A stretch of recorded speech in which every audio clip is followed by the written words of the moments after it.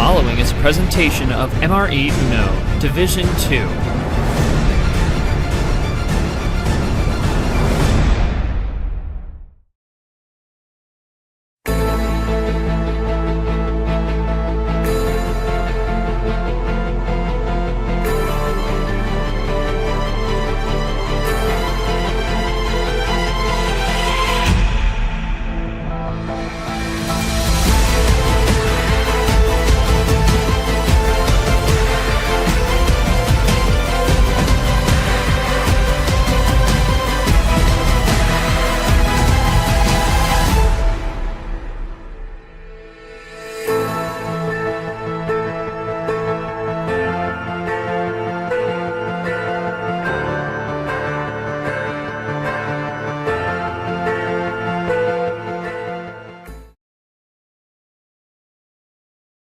Two games remain in the round of 32, and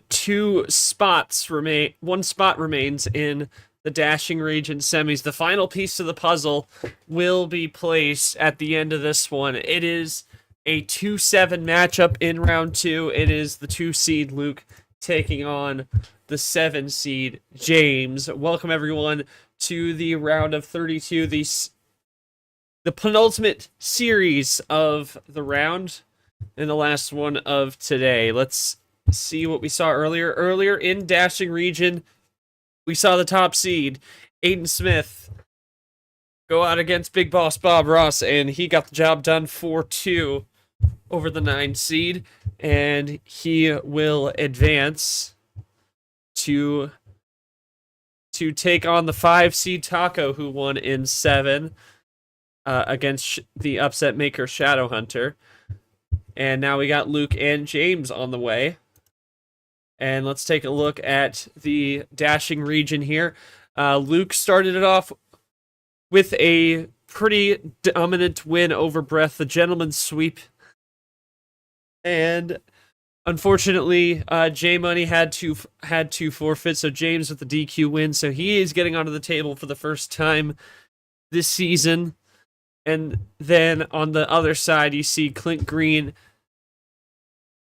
He took down Kane, took down Acetal, and of course Acetal pulled off the sweep over Yazmeister. So Clint Green awaiting the winner of this one, the 3 seed, in the dashing semis.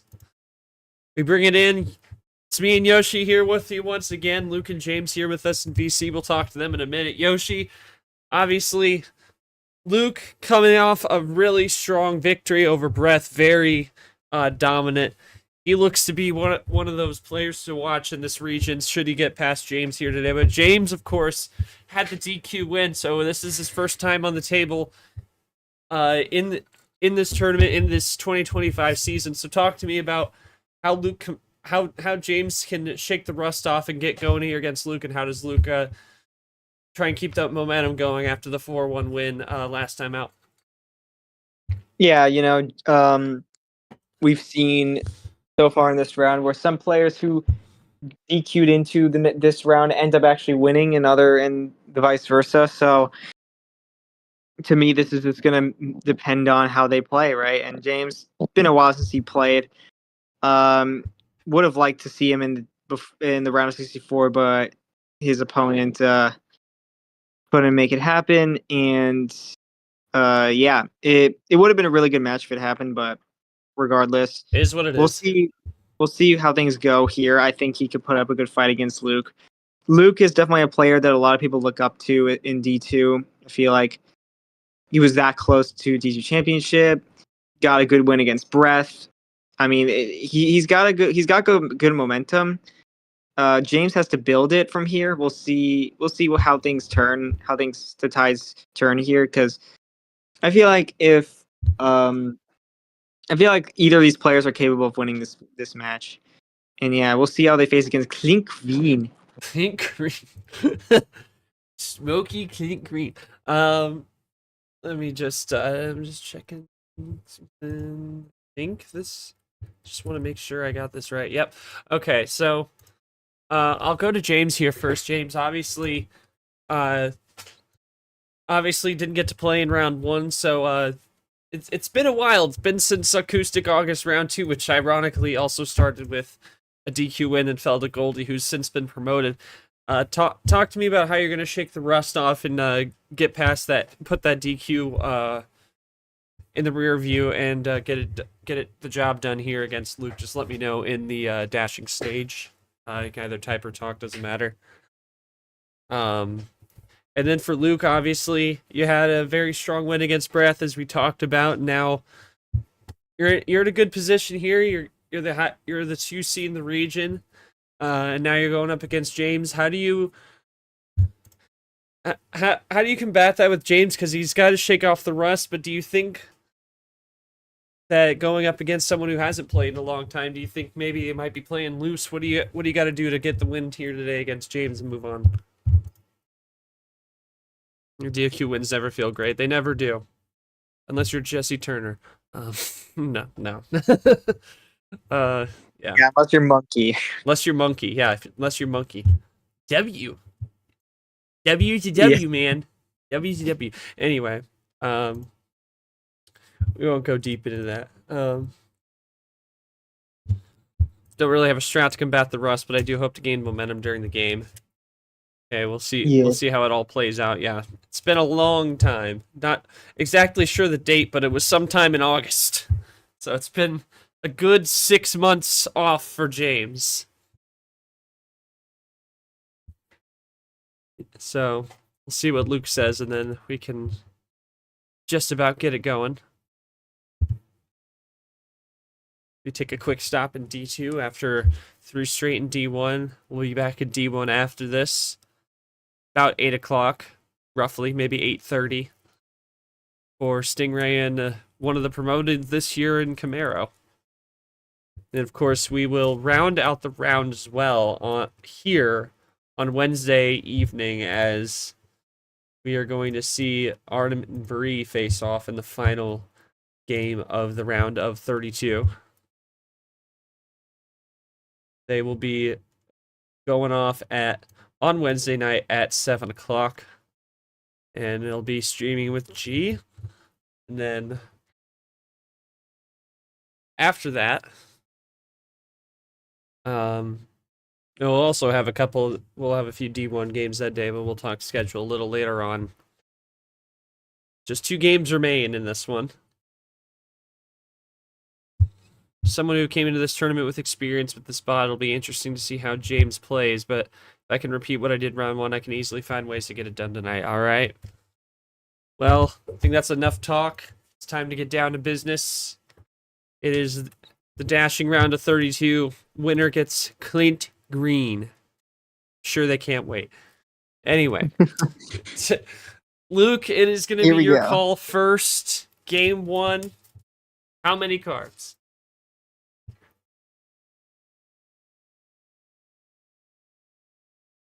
I'm going to go with the 9. Here we are. Sure.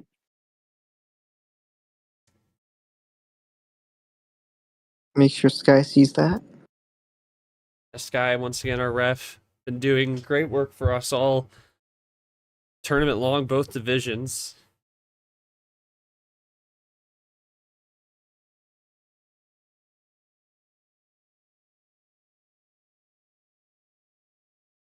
And here we go, okay, the starting red us reverse. off. Red reverse to start us off.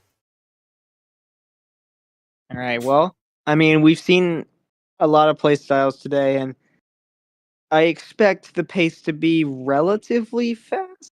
I mean, maybe some think stop moments, but generally, I think these two are a relatively quick paced.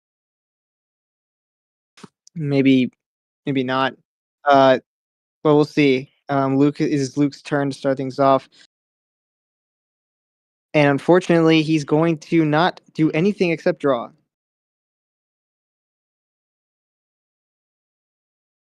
So and nothing off the 9 there. James has something to play. Okay, there's the red 7, but we see Luke instantly switch into green. Really trying to get away from that red, presumably. Let's see what James can do now. Does he think about going back to red maybe? No, he's actually, wow. I mean, this is a way to start, huh?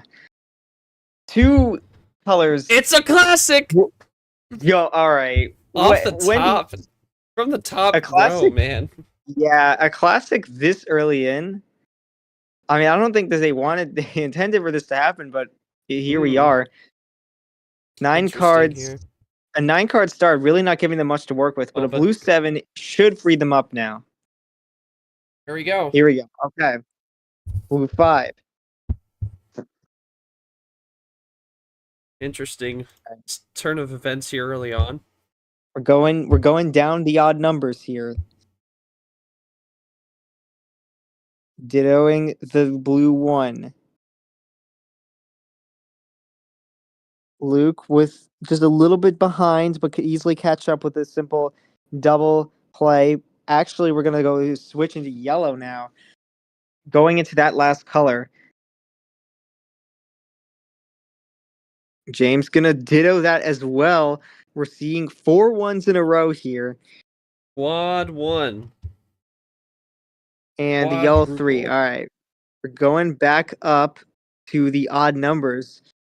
And my goodness, here comes the red, which Luke God. did not have earlier. Does he draw? Oh, He finds trips. the green 3 to try and force a draw off of James now. Might be another classic, could be, but Yep. Okay, they're I feel both like it fighting. might be strategic from Luke. I'm not sure. It might just be contentness to draw here. Yeah, it was just a matter of Or he just has a lot of one color. that's always a rough situation. Oh my goodness. He was building it. Okay, what a way to start it. That's game as Whoa, well. my goodness. I mean, Luke playing a little poker. Luke, I mean, I think that in hindsight there, I thought it was like, wow, you must not have much. No, he was looking to find the run. Was it true or false on that one? I mean, good lord. You just go into the deck early to try and build the connections there. What was the story behind that one? Yeah, I mean, I thought those 3 green, those 2 red +2s and green +2 off the start, plus that red reverse. So it's just a case of working with what I have numbers wise. Plus Yeah. the wild +4 also helps. It's just a case of just waiting to find my time to bounce, and that just happened. Like going to green. All right. Yeah, and James, I mean, it didn't seem like you could do much. I mean, thought you had a shot. I'm sure you thought you had a shot with being thrown into Draw City. I mean, it can be anyone's game in Draw City, but then Luke just cooked you with that ammo. I mean, what more can you say about that? If you had any insight into what happened for you there, it's hard to really ask much on that.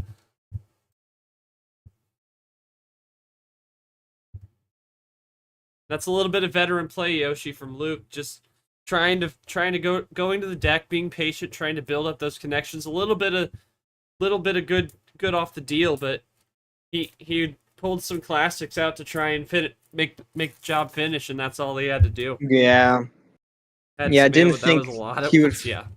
Didn't think he was gonna find they were gonna find a run like that, and honestly, I don't blame you. That was interesting. Yeah, definitely try to give a look.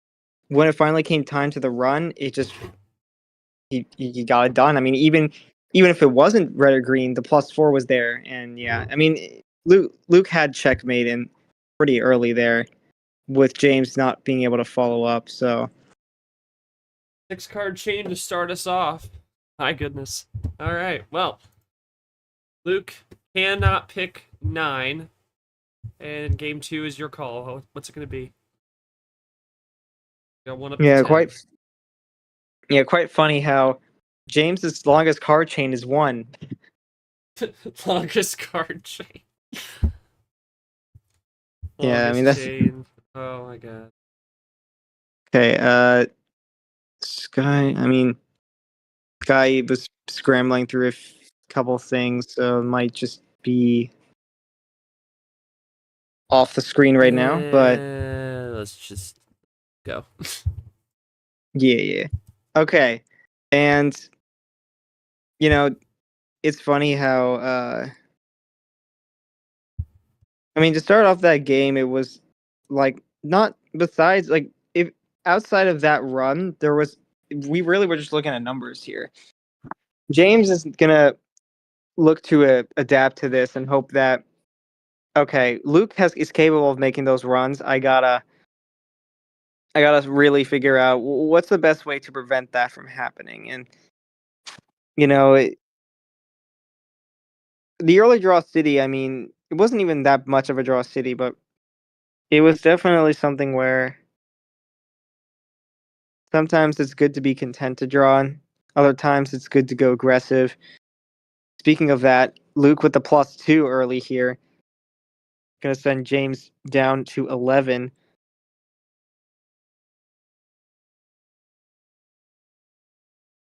Makes things a bit tougher now. Now James is gonna have to adjust as well, and plays a yellow 4. Finds the switch, which is not what James was hoping for there.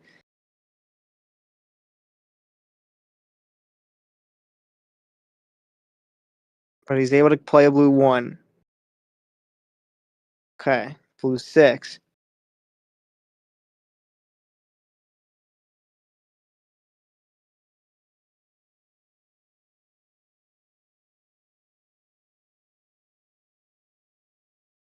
And James with the run. This is where he starts.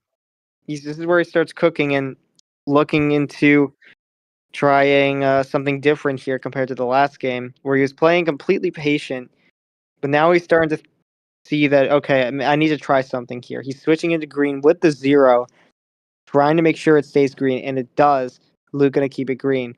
He might want green, but if James also is really pushing this green, it might be a sign that he's looking for something soon. The green 9, and see how long this could go for, because Luke is going to try and look for that run soon. He gets back to blue, and that is going to be on a bad situation for James unless he had something saved here.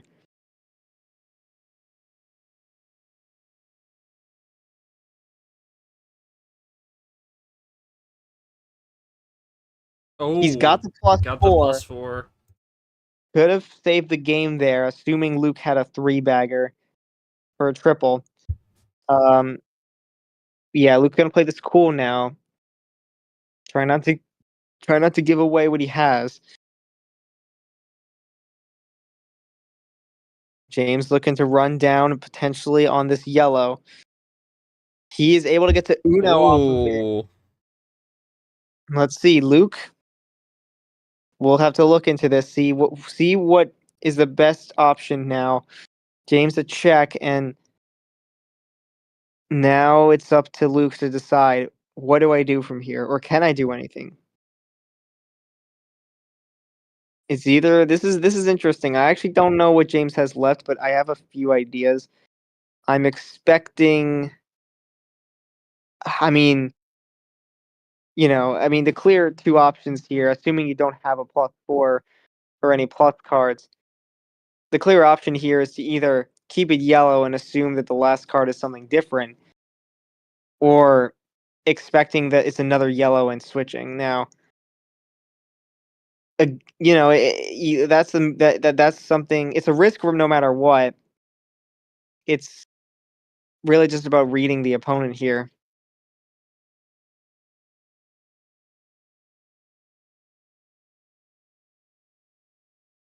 A real think-stop moment for Luke.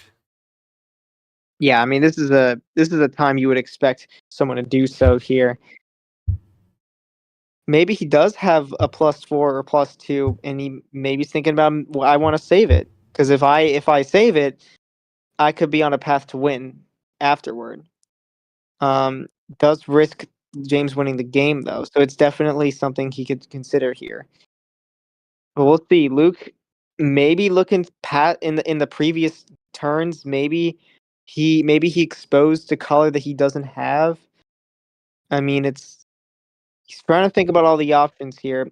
As I look into the history, which he's probably looking at as well, we can tell that red has not been played at all.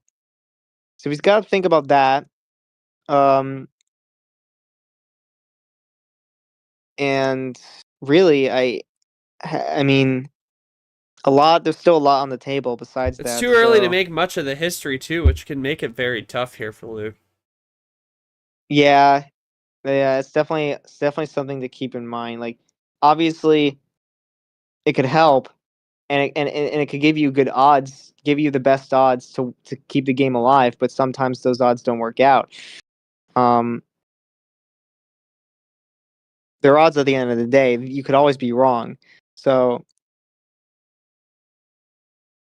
wow, Luke really is trying to figure out the best possible move. Must be like a very very chess like, being like, okay, what are the possible ways I can do this here? Like, just he's trying to think many steps ahead, trying to see all the outcomes. I mean, the one thing you can't do is power play if that was Yep. if that was on the table. Yep, Uno is can't power play while someone's an Uno.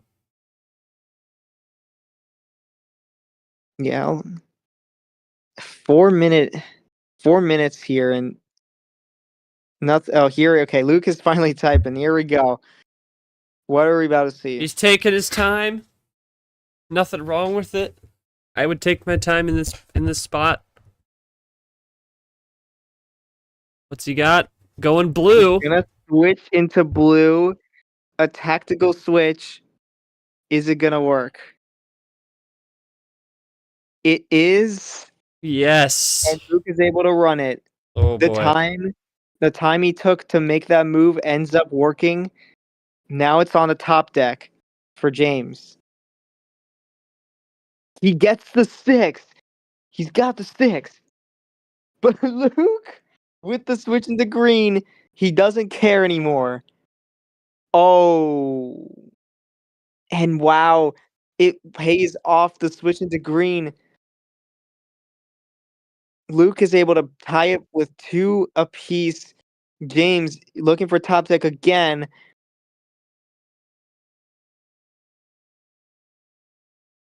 What plays from Luke that are just working flawlessly right now, but it could easily be stopped in just one fell swoop if James gets something on this top deck.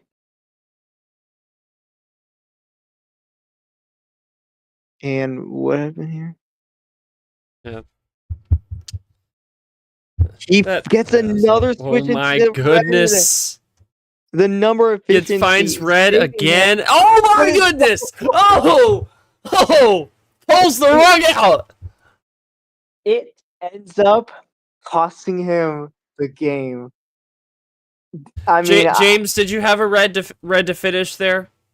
Was that did you have a red as your last card or no? oh my god. So it was a yeah, poor move. That's tough. I I don't know. I am. I can't believe that. So had the 6 switch, played played the numbers into such that James felt safe into red.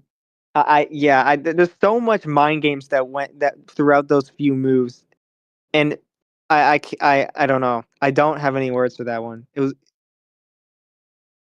What the heck?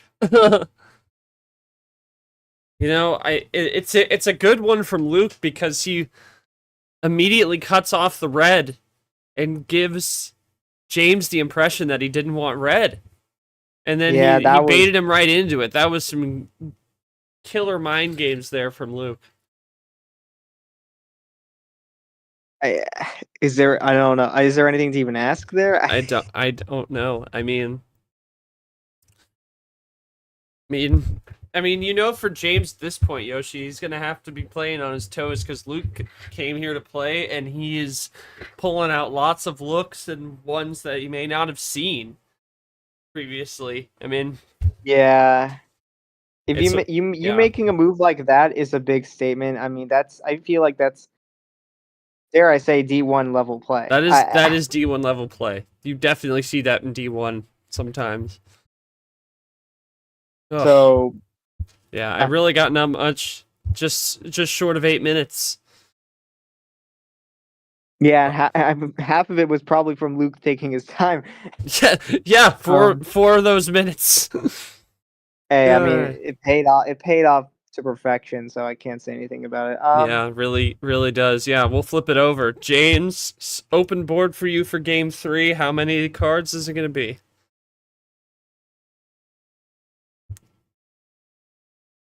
Go with 8. Stay in that range. They're both like in the mid tier, just like we saw in D1 a little bit ago. Right. Yeah, to me, this is just. Yes, there's Sky. Okay. Look, I mean, James, I if in James's position, he's really facing someone who's willing to crack you. Like he will take the mind games to the absolute limit. I mean, and now at that point, you have to really just not just forget that game happened and just move on, because you don't want to think about that and let that plague your mind for the rest of the series. You got to just find the rhythm. We'll see if we can get it, because right now Luke's momentum is unstoppable at the moment. It has to be stopped soon, because if you're down 3-0 against Luke, it's going to be rough for you. And here comes the triple play. Aggressive from both players here to switch these colors in the way that they're doing it. Will James be able to run the screen? I mean, to be honest, I haven't seen a lot. James has been drawing on green both games, I feel. And can he finally get some greens here? He does. Luke is able to run it. He's going quick. I mean, this is huge for Luke, man. If he has a double finish, well, it's gonna come down to that. Well, what is James gonna do here?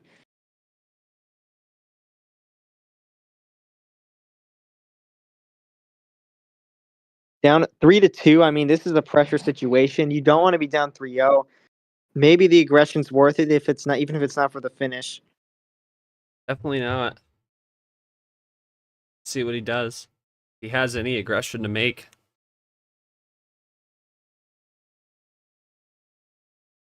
I mean, sometimes maybe it is worth just going for that one move that leads to the finish, assuming that the other player doesn't finish. But do you want to leave that? Oh my! Well, I think it worked. What? Just yeah, okay. He took that much time to make sure he typed that correctly. I don't. This game is on crack. I have nothing to say on this. It took me 3 flicks of my scroll wheel to get there. Yeah, 2+4s. Saving both of them, which honestly is pretty brave from James.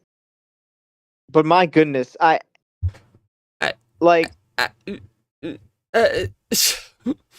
it's plan A. Yeah, that was a huge plan A situation. Nobody drew. Nobody drew in that game. What did Luke have left there, though? Because that's what I want to know right now. Yeah, Luke, what were you down to there? Red 1 and red 5. Oh, yeah, you weren't. Yeah, you were gonna counter that. I mean, he went red. I mean, just a little too late. I have no words for that. Well, that felt definitely whiplash compared to the game 1, which I think was also kind of entirely on Luke's favor. So he gets one back, and I mean, what a way to get it back. I mean, yeah, you could say that was kind of unfair, but at the same time, James could have used one of those +4s earlier. He just felt safe to.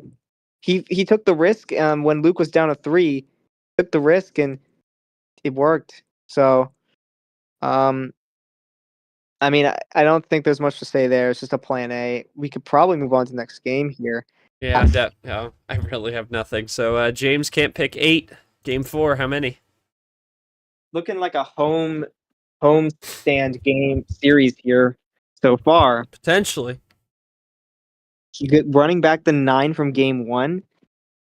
Whenever I run back games, it never works. But I mean, James is not me.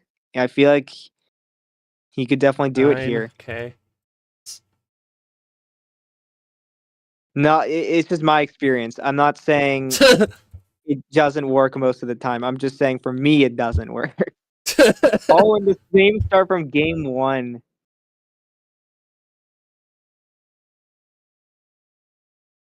So, and that game 1 was not good for James. But we will see how things turn out here. Yeah, all the signs are pointing towards James not winning this game, but that's just the superstitions. Oh my goodness. Well, he's What a he's not start. holding back. I mean, okay, we switch into yellow immediately now. Luke's gonna play that. Cool, okay. And I mean,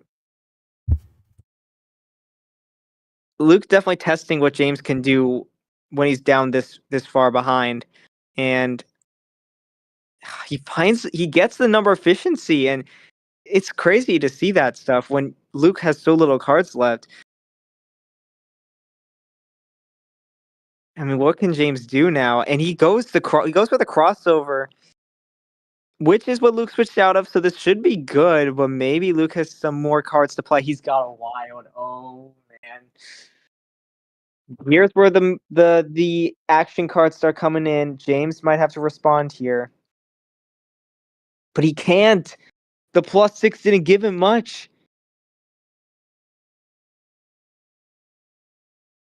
Okay, so a green 2. Hold. Okay, yeah, just keep drawing back. I don't blame him. Is the game though?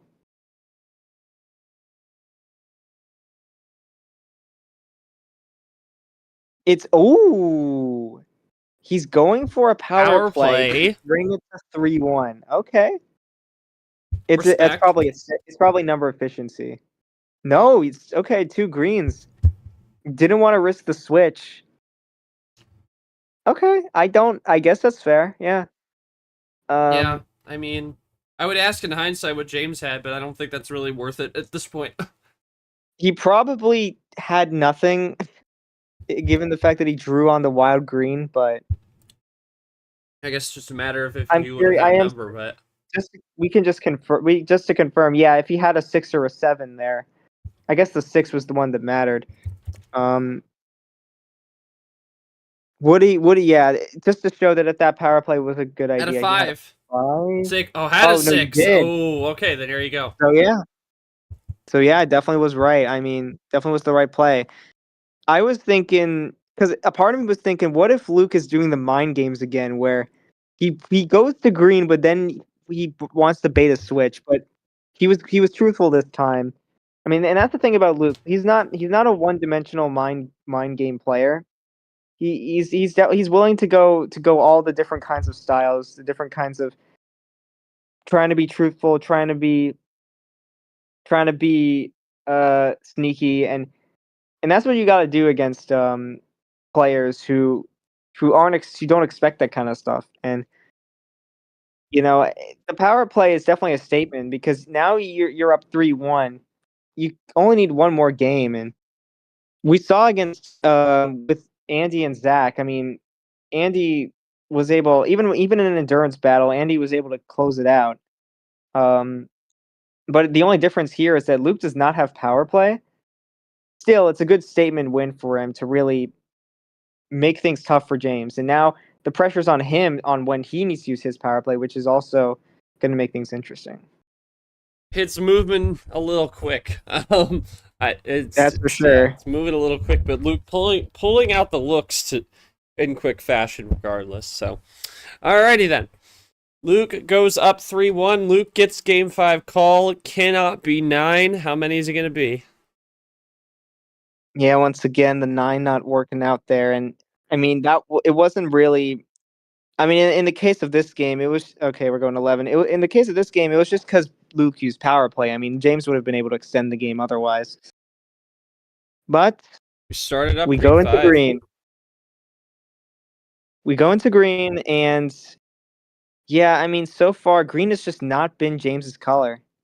I mean, he hasn't really been able to use the green all that much. And we're double play, aggression from Luke, and we're gonna play this cool.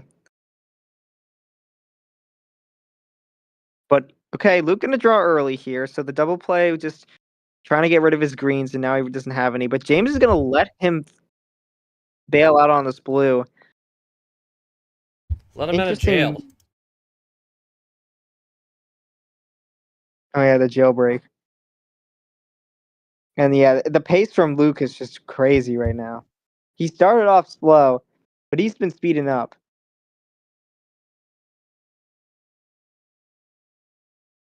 But here comes James. He's not going to go down without a fight.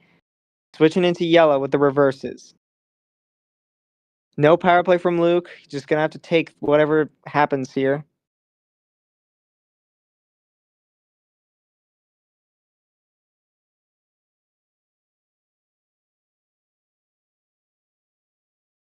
And James is taking his time.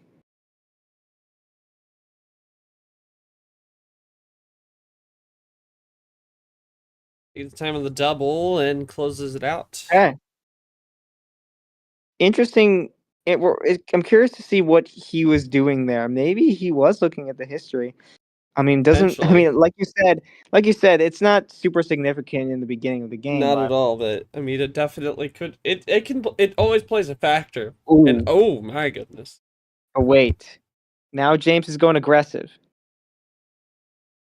Luke with the +2, not able to switch though. Still, I think that's gonna help.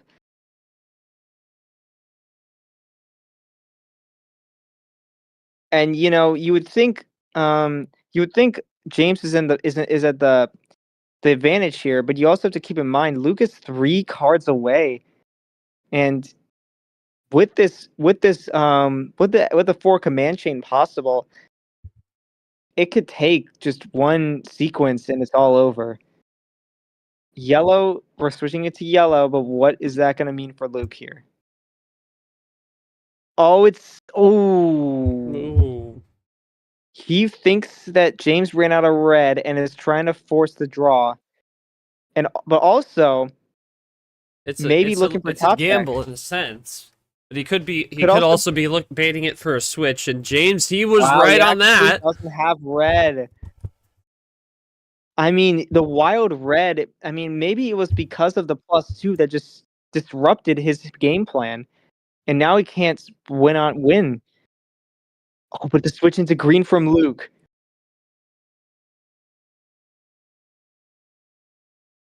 Okay, I mean, things are getting intense now. We're gonna have to find out what color these two need. Does James have green? It's coming down to the wire.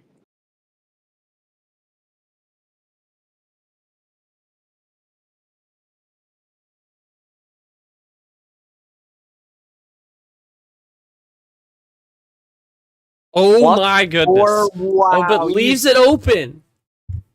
Okay. So he's kind of doing what Luke did, but except give him a lot of cards. Letting a +2 go as well. This is interesting. Or +4, I mean. But again, this could be a case where maybe James is looking for top deck. He gets Uno on blue 6. Luke. I mean, there's not much you need to do here. I mean, you could keep it blue to. Oh, but nope, never mind. We're going +6. Yeah, look, Yeah, these two are firing back he and was forth. smelling that one for sure. Yeah. Yellow 4, gonna have to play this cool. Luke continues on the yellow. He switches into green. Okay. Oh, And the undercut. crossover. James looking for some blues, but he was drawing on it earlier.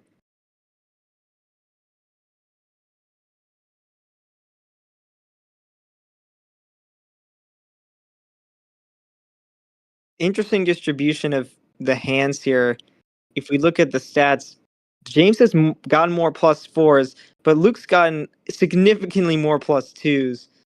Everything else is somewhat even. The +2 meta working for Luke, for sure. Yeah. Yeah, and it takes 1 +4 for it to be over. Does Luke have it for the finish here? Yeah, I don't know how I called that, but it is going to do it. 4-1. I mean, there's so much hindsight there. Like, power play was on the table, but like, I don't even blame James for not using it. He probably ran out of cards. He probably ran out of action cards. Just unfortunate, really. I mean, I hate to say this, but this is literally the exact same thing that happened in T4. He got a DQ win and then lost 4-1. Yeah, exact. Yeah, well, no, he lost 3-1 because it was a best of 5. Oh, but yes. yeah, you're right. Yeah, but same difference, only won one game. I mean, James, I feel like you were up a creek in this one. I mean, you definitely had flashes, but Luke seemed to have every answer and seemed to have the better play style. What do you got to do to adjust to try and come out swinging better in T2? And any thoughts on series here at hand? Let me know. Yeah, I think, to me, yeah, real quick, I think this match is not a telling. This result is not telling of what James is capable of. I think next tournament, as long as he doesn't get a DQ win round 1, I think he can win. He can win a match. I think he can win. It's just unfortunate his first match ends up being someone who just put on an insane show. Yeah, it really did. Luke, thoughts on this one and all those mind games you played? I mean, you definitely had a lot of answers for James's moves here, but thoughts on like kind of pulling out that mind game kind of strategy and how you're gonna keep the momentum going in against Clint next round.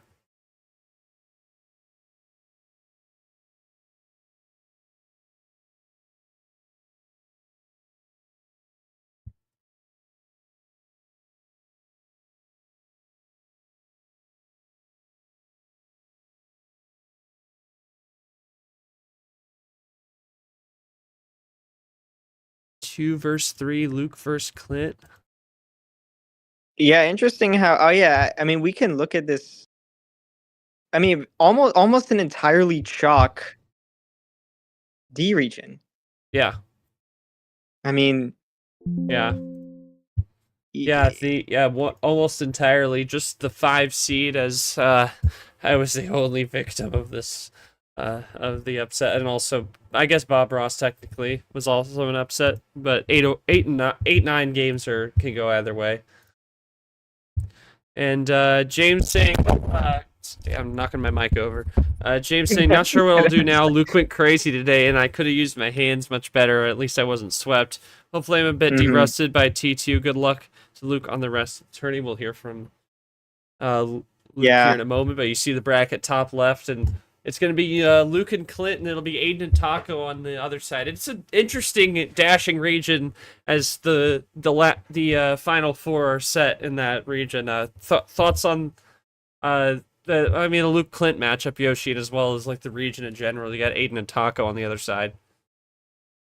Yeah, I mean, this region, man. I don't know what to say about it, but we called this the KT region because it was filled with people that KT is known to be a fan of. Yeah.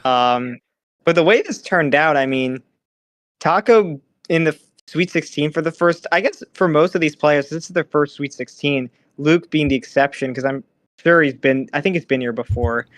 Yeah, I mean for A-Train and Clint, they just didn't have enough success in D1 to really make it to the Sweet 16 at all. But now they finally reached it. How are they going to handle that? I mean, that's an important thing to keep in mind. And Taco, I mean, finally breaking his curse of play-in, only winning on play-ins. I mean, there's really not much play-ins to even do anyway. So it makes yeah, sense but why. the field we have, absolutely. So yeah, it really worked out in his favor that we kind of lost play-ins entirely, and now that kind of shifted There's his Clint. momentum. And Clint and Luke saying, and not Clint. Luke really, I was just playing what the bot gave me. Game 2 was just working out what James didn't have, which ended up giving the win since the likelihood would have been a yellow last card. Game 4 was just loads of greens with wild, so just use the power play not to risk color change. Game 5 +2 blue, yellow 5, working with 5s and 8s. Yeah, so a pretty good analysis of the series from his perspective. Luke, any thoughts on playing Clint? Obviously relegated from D1. You see him reacting to your win there. Thoughts on playing him next round? Interesting matchup. Yeah, he might be intimidated or he might be excited. It's hard to really tell with him. Yeah. Well, he's in D2 for a reason. He couldn't hang with the guys in D1. Ooh. Unlike myself, I have beaten D1 players with this bot. I've beaten Caesar, I've beaten Alan, and I've beaten Weber with this bot within the space of this tournament starting. So I am confident going into this match. Yeah. All right. There's a little bit of confidence there. That's interesting. Ooh. We'll see. Oh, man. Oh. All right. Man, that's crazy. So the dashing semis are set. We also have set the Arctic semis. Those are going to be between Gio and Marcus and Nathan and Ridley.